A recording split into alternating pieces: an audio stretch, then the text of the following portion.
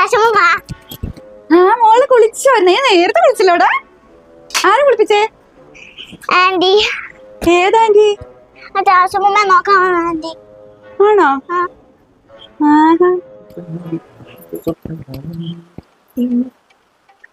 മോളെന്തിരി മോള് കുളിക്കോ? എന്നാ ചുമ്മാ കൊടുത്തേ ഇതെന്നാ?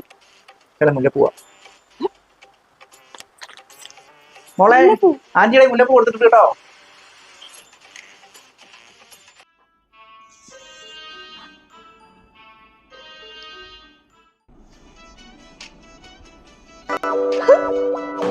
മോള് വിളിച്ചായിരുന്നോ?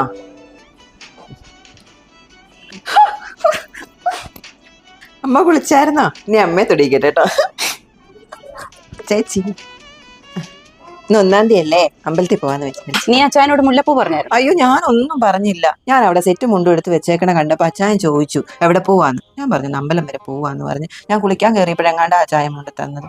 ഞാൻ ഒന്നും മിണ്ടിയിട്ടില്ല. എന്റെ പൊന്നു ചേച്ചി, അച്ഛനായിട്ടുള്ളത് ഞാൻ കൊടുത്തോളാം. ഈ കാവൻ എന്റെ ജോലി തുടങ്ങി. യാഷേ